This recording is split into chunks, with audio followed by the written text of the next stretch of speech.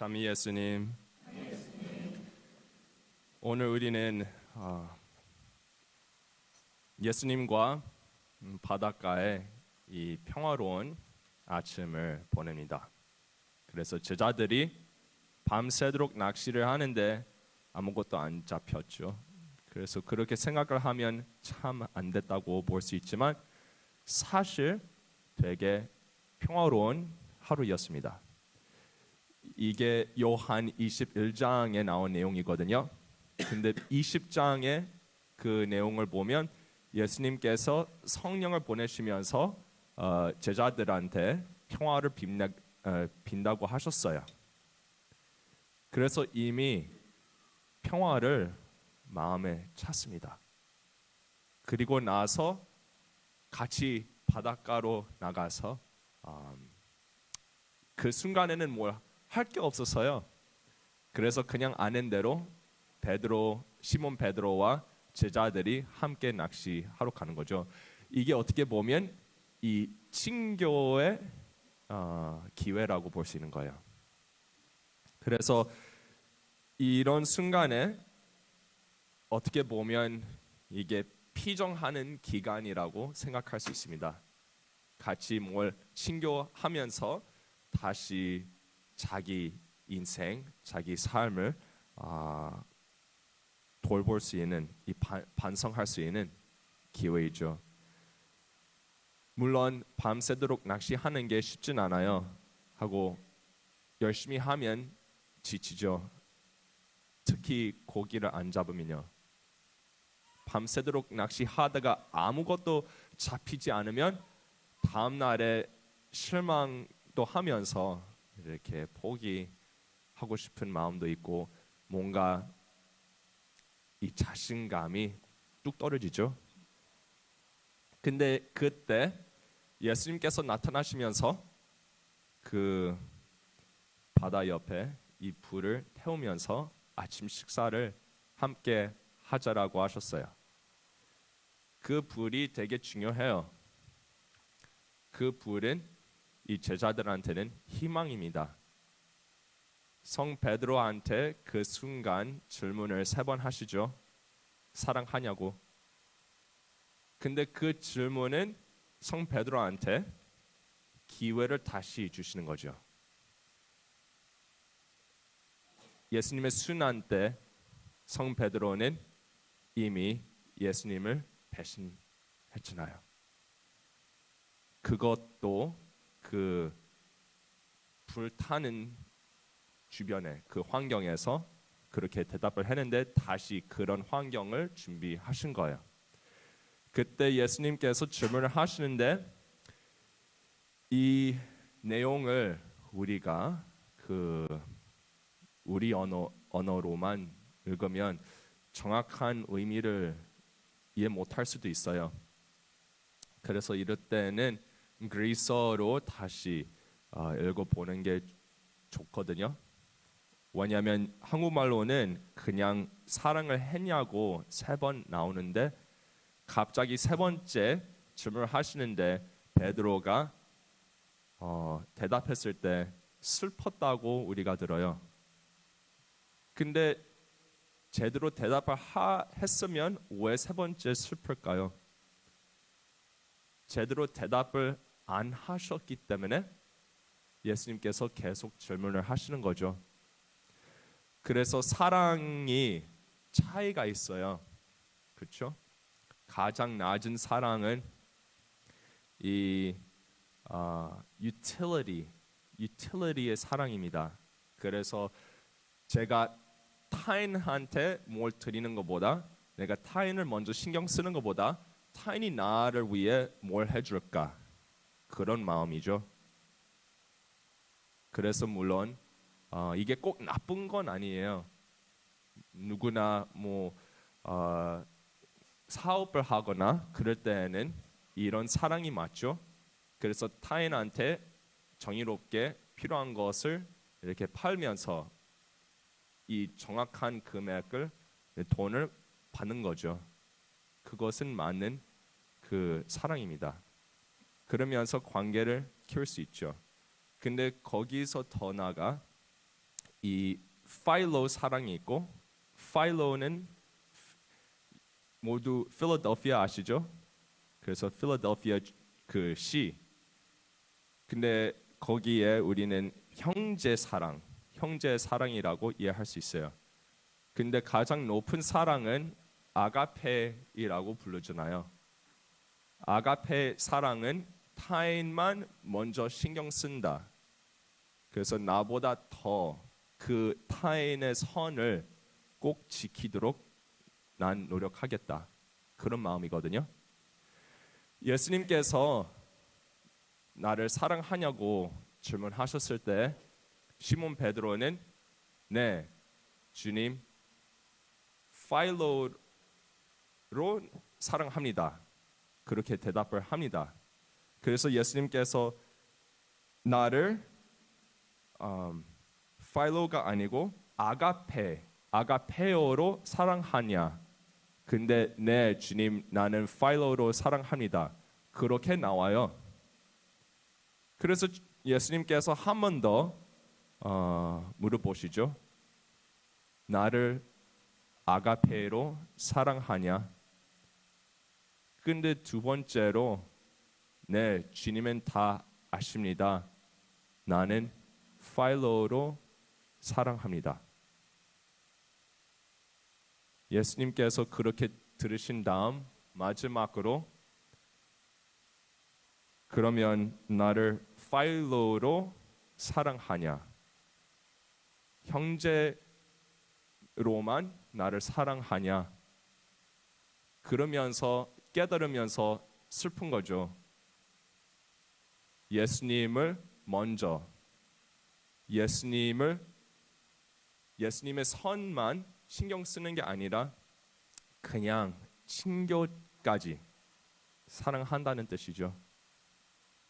그래서 슬프면서 그것을 깨달았을 때 네, 주님, 파일로 맞습니다. 이렇게 대답하신 거예요. 근데 그리고 나서 예수님께서 설명을 하신 거예요. 그래서 내가 젊었을 때에는 스스로 허리띠를 메고 원하는 곳으로 다녔다. 내가 원한 대로 사랑했다. 그런 뜻이거든요.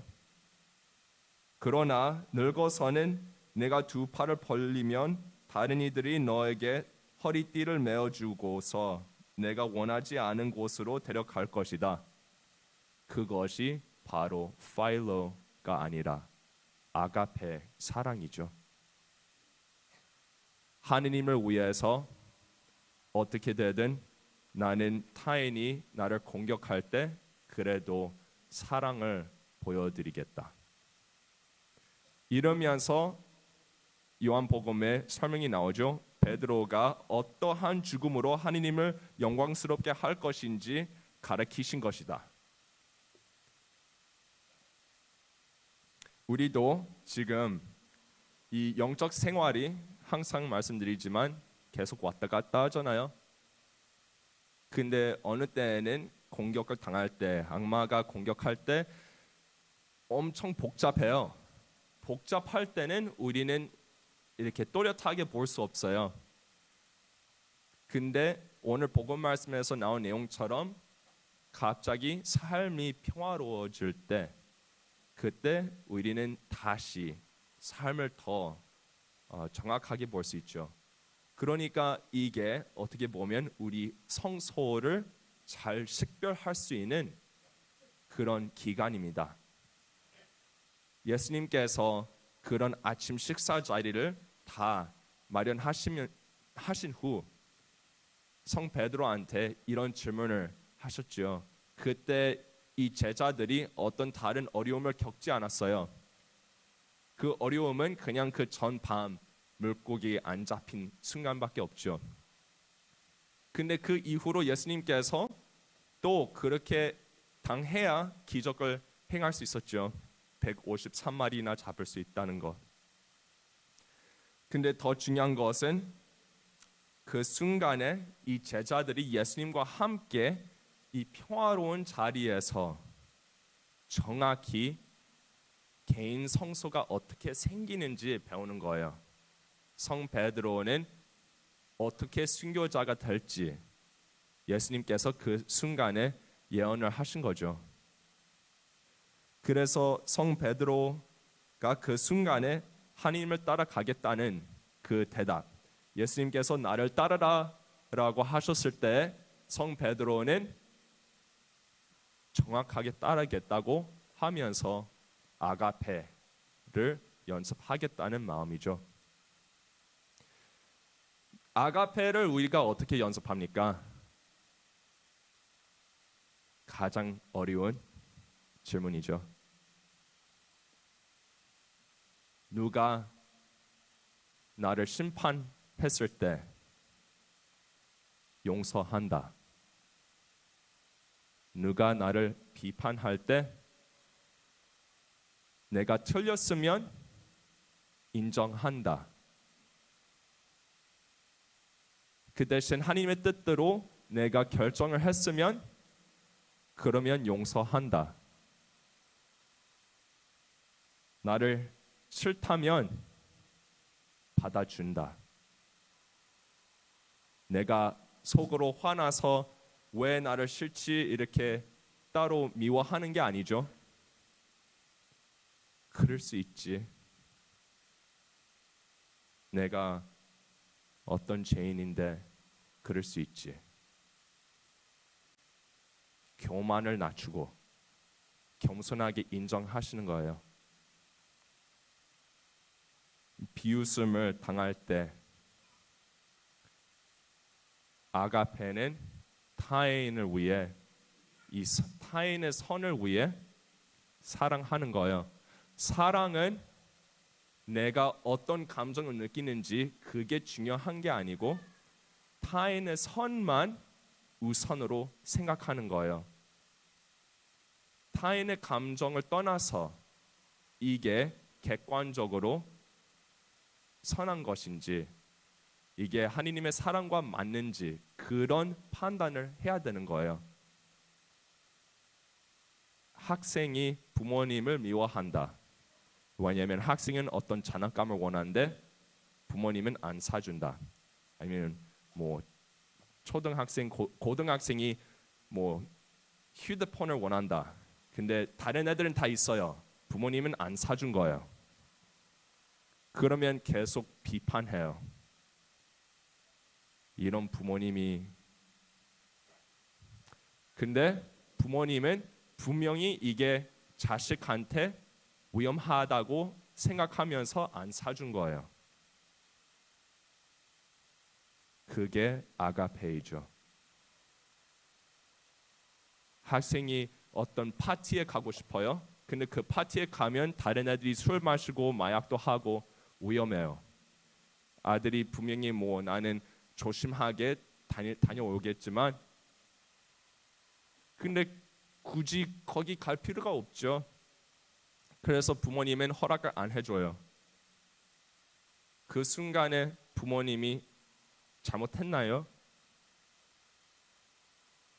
근데 자식이 부모님이 허락을 안 해주니까 믿지 않다고 판단하는 거예요. 그래서 비판해요. 그렇게 느낄 수 있죠. 분명히 느낄 수 있습니다. 근데 그게 맞아요? 부모님은 부모님의 심판대로 그렇게 결정하는 게 맞습니다. 왜냐하면 하나님께서 부모님한테 그런 권한을 주시면서 부모님이 믿는 대로 결정하는 거기 때문에요. 그럼 자식이 그 순간에 자기 욕심을 버리고 하나님의 그 부모님의 뜻대로 따라야 하나님의 사랑을 연습하는 거예요. 어렵죠?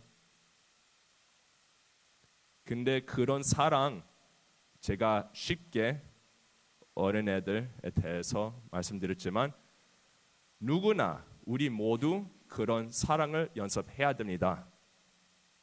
그러면 내 삶에 이런 아가페 사랑이 어떻게 생겼는지 잠시 묵상합시다.